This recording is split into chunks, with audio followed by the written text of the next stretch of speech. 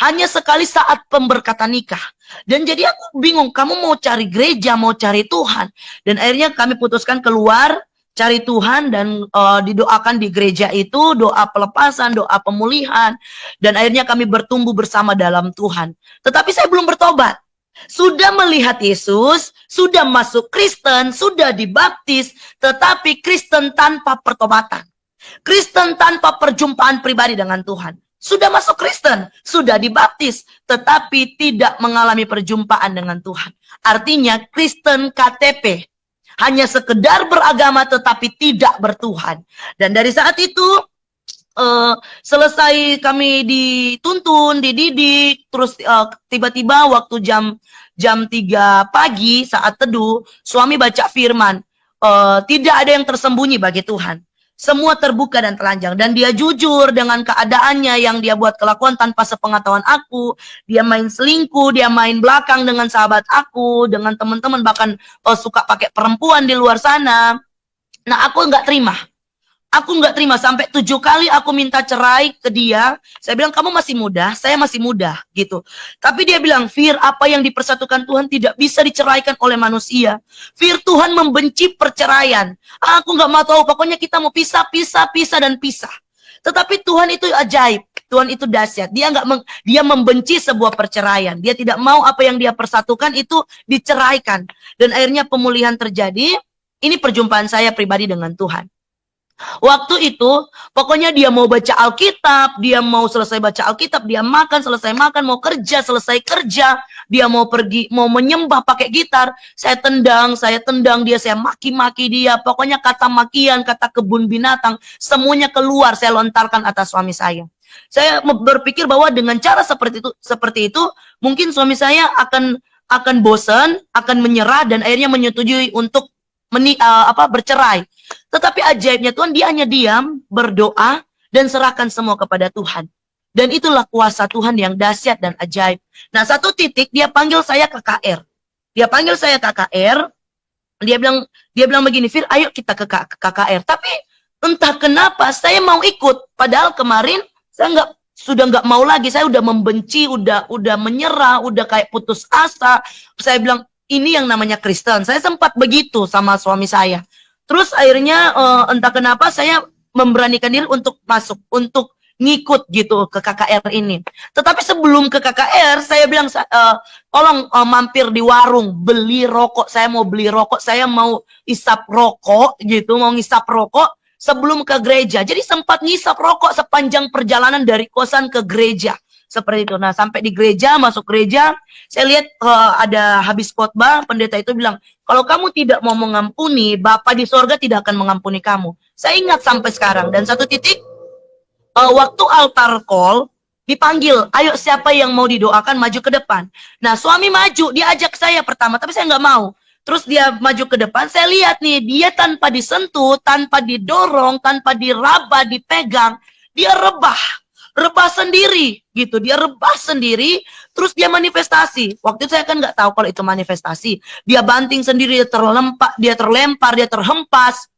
Nah, waktu itu saya jadi kaget dong. Saya bilang, hah, masa sih hamba Tuhan seperti ini? Ini pendeta apa dukun gitu kan? Nggak mungkin pendeta seperti ini. Masa orangnya rebah-rebah seperti itulah. Saya lebih takut dan lebih nggak percaya. Dan waktu itu selesai suami saya didoakan, saya lihat ada perubahan.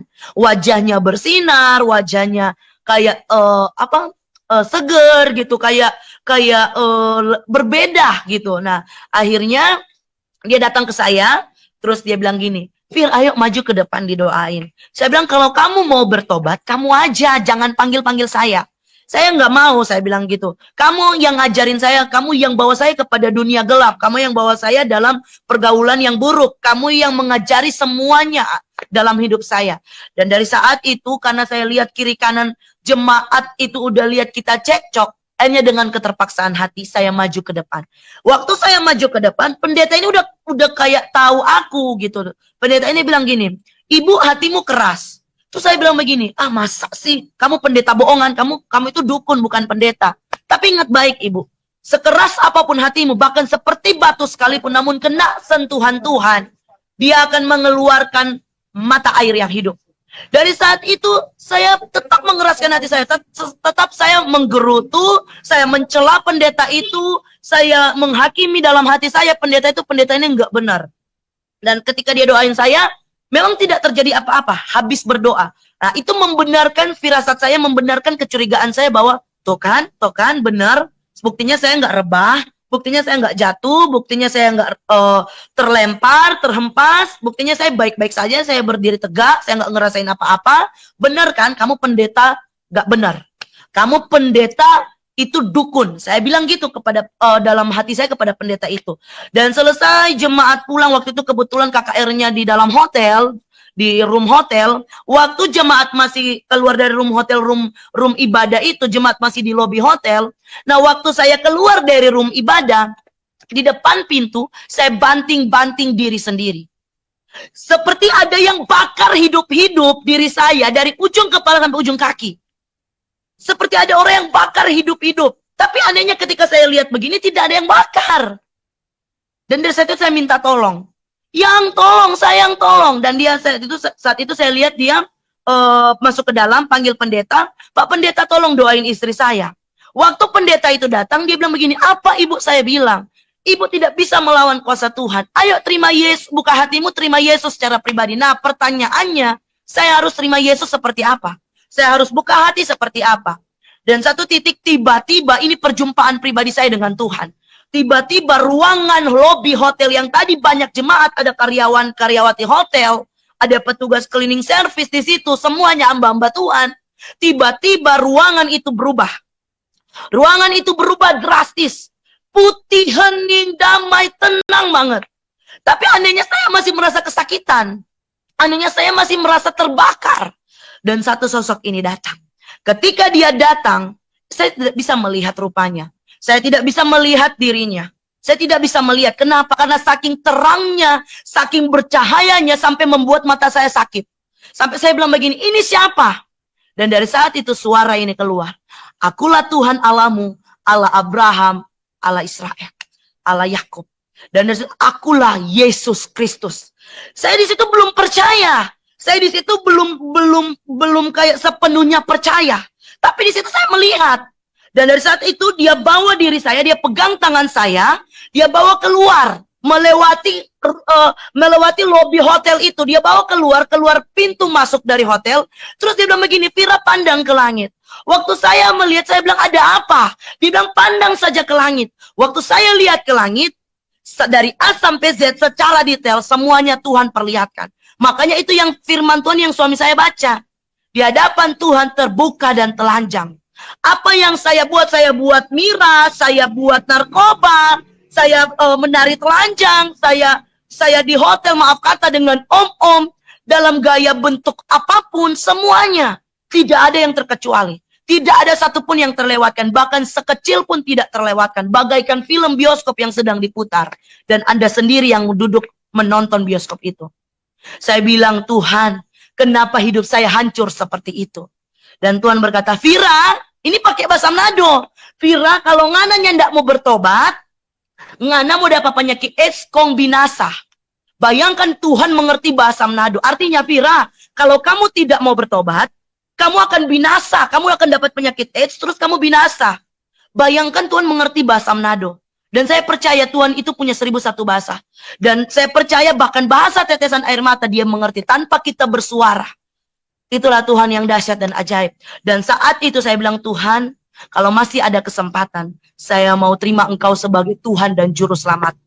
Kalau masih ada kesempatan, saya mau bertobat. Mau jadi saksinya Tuhan. Dan saya mau katakan, di dalam Tuhan selalu ada kesempatan. Di dalam Tuhan selalu ada kesempatan. Ketika kita mau respon panggilan Tuhan. Dan dari saat itu saya bagaikan diajak Tuhan, dibawa Tuhan berdiri. Di bawah air terjun yang sejuk sekali, tenang sekali, dingin sekali. Dari ujung kepala masuk sampai ke ujung kaki. Sampai rasa panas itu kayak lepas seperti itu. Dan itu yang dahsyat ajaib. Saya bilang, Tuhan, saya nggak pernah dapatkan ini. Makanya firman Tuhan katakan, Apa yang Yesus berikan tidak seperti yang dunia berikan. Berbeda. Yesus berikan ketenangan, kedamaian, sukacita, kelegaan. Dalam kitab Matius mengatakan, marilah kepadaku semua yang letih lesu dan berbeban berat. Aku akan memberikan kelegaan kepadamu. Asalkan datang kepada Tuhan. Kalau tidak datang berarti tidak dapat kelegaan. Tapi kalau datang kepada Tuhan, maka janji Tuhan digenapi.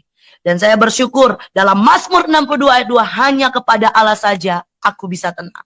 Dan itu yang saya rasakan sampai hari ini. Tidak pernah hilang, tidak pernah pudar. Karena damai sejahtera Tuhan senantiasa melimpah dalam hidup saya. Dan saya bersyukur akhirnya situ saya menerima Tuhan. Dan mujizat Tuhan, kuasa Tuhan yang senantiasa ada bagi kami. Penyertaan Tuhan, perlindungan Tuhan senantiasa ada bagi kami. Dan satu titik di mana saya harus jujur dengan mama saya. Satu titik saya harus jujur dengan mama saya. Saya posisi di Bali, mama saya di Kota Manado.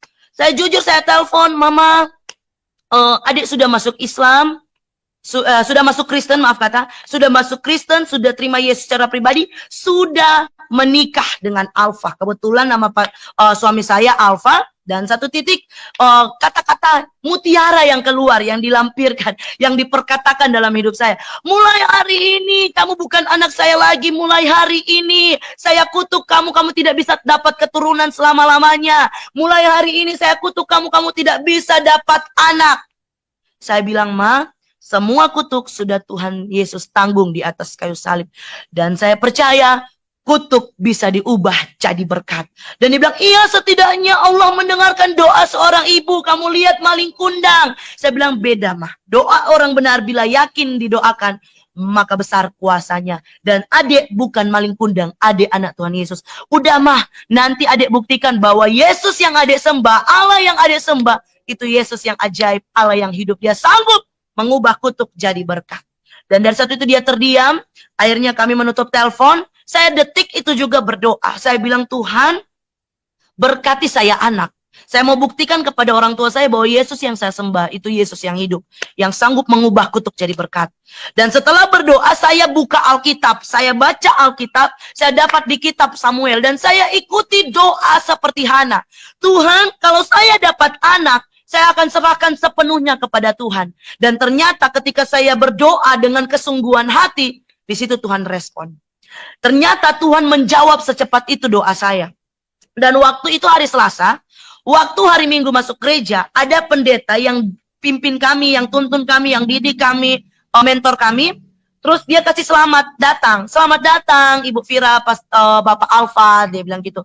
Terus dia bilang gini, Ibu Fira, yakin, imani, dan percaya doamu udah dijawab. Nah, aku bingung, loh, kok Bapak ini tahu saya berdoa? Nah, terus masa sih Tuhan, dalam hati saya bersungut-sungut. Masa sih Tuhan, Tuhan secepat itu jawab doa saya. Dalam hati saya itu meragukan kuasa Tuhan. Karena begini, manusia terkadang hari ini dia percaya, besok dia nggak percaya. Hari ini dia beriman, besok dia nggak beriman. Seperti itu. Nah, jadi jangan seperti itu ya. Sekali beriman tetap beriman, sekali percaya tetap percaya. Seperti itu. Nah, jadi waktu itu saya langsung minta ampun. Oh Tuhan, ampuni saya. Ampuni saya. Saya yakin percaya Tuhan saya hidup. Nah, setelah itu minggu yang pertama. Masuk minggu yang kedua, hari Minggu yang kedua, saya masuk gereja lagi. Terus di pintu masuk itu, Pak Pendeta itu lagi, mentor saya. Dia bilang, gimana Ibu Fira, udah periksa belum? Nah, terus saya lebih kaget dong. Saya bilang gini, loh Pak Pendeta tuh kok tahu saya berdoa minta anak? Dengan sangat santainya dia bilang, tahulah, Roh Kudus kasih tahu. Terus dia bilang, wow, dahsyat, luar biasa. Sampai hal seperti itu Tuhan bisa bicara, bukakan, dan singkapkan. Dan waktu itu dia bilang, udah Ibu Fira, Pak Alfa pulang dari gereja, mampir ke apotik, beli alat tespeknya, bangun jam 3 pagi saat teduh, pujian penyembahan, doa, baca firman, dan lakukan dalam nama Yesus. Dan kami sempat ragu, kami sempat down, kami sempat nggak percaya. Kenapa? Karena saya sempat keguguran, saya sempat gugurin anak, saya sempat terlambat, tapi selalu negatif. Bahkan sampai saya dan suami itu pergi ke dokter kandungan untuk memeriksakan masa kesuburan kami. Kandungan saya, bahkan maaf kata, hormon suami saya gitu. Takutnya yang kami takutkan adalah ketika dari salah satu kami itu ada yang mandul seperti itu. Jadi kami memberanikan untuk memeriksa, tetapi ternyata tidak, baik-baik saja. Dan waktu itu jadi ada sedikit trauma dalam diri saya, trauma dalam hati saya, dalam hidup saya untuk mengetes gitu, alat tes packnya. Dan satu titik saya coba dalam nama Yesus. Dan yang terjadi garis 2. Itu yang saya bersyukur, saya bilang, Tuhan engkau ajaib. Bahkan suami saya terdiam dan terpaku. Saat itu saya bilang, ayo Yang, kita ke puskesmas. Saya mau periksa usia kandungan saya berapa. Nah, sampai di puskesmas saya rada gugup. Kenapa gugup? Karena 2 minggu yang lalu mama saya kutuk saya. Biar bagaimanapun saya dibesarkan dengan doktrin agama lalu saya gitu. Bahwa doa seorang ibu itu dijawab Tuhan gitu, dijawab Allah Subhanahu wa taala, terus surga itu ada di bawah telapak kaki ibu, seperti itu. Jadi doktrin yang dibangun dari lama ini butuh perjuangan untuk membongkarnya. Jadi saya sempat agak ragu-ragu seperti itu. Nah, tapi luar biasa ajaibnya Tuhan, waktu saya ukur di USG, dokter itu ukur di USG, diukurkan kandungan saya, dokter itu bilang begini, Ibu, kandungannya jalan 2 minggu. Dari situ saya menangis bersama suami saya bilang, Tuhan, 2 minggu yang lalu mama saya kutuk, saya nggak akan dapat anak selamanya. Tuhan, 2 minggu yang lalu mama saya kutuk, saya nggak akan dapat keturunan selamanya. Tetapi ketika aku berdoa, mujizat dinyatakan, mujizat terjadi. Kutuk dirubah Tuhan menjadi berkat. Karena semua kutuk sudah Tuhan Yesus tanggung di atas kayu salib. Dan saya menangis, saya bersyukur di situ. Tak lama Bapak Ibu Saudara, saya telepon mama saya. Ma, lihat kuasa Tuhan. Dia mengubah kutuk jadi berkat. Kutuk mama tidak berlaku atas adik. Kutuk mama tidak berlaku atas hidup saya. Yesus mengubah kutuk jadi berkat. Yesus Allah yang hidup. Dia hanya terdiam Bapak Ibu Saudara. Ketika kami pulang ke Manado, satu titik dia mengalami sakit. Sakitnya enggak terlalu parah Bapak Ibu Saudara. Tapi waktu itu sekitar jam 4 sore, saya sudah melahirkan, anak saya sudah umur 2 tahun, hampir 2 tahun. Terus dia bilang gini, Dek di mana? Tolong doain mama. Dari situ suami saya bilang, saya sempat kaget. Hah? Doain mama? Perasaan mama fanatiknya saya tahu, fanatik banget. Bahkan air liur dari hidungnya binatang anjing, maaf kata, kalau kena kakinya, dia pasti akan ambil pasir, terus dia usapkan selama 2 kali, pakai 2 kalimat syahadat. Asyhadu alla ilaha illallah wa asyhadu anna Muhammad Rasulullah. Seperti itu. Jadi saya tahu fanatik mama gimana, fanatiknya dia gimana. Dan tiba-tiba itu, waktu itu dia telepon, dia bilang, doain mama. Jadi dari saat itu suami langsung bilang, udah jangan pakai lama, laksanakan.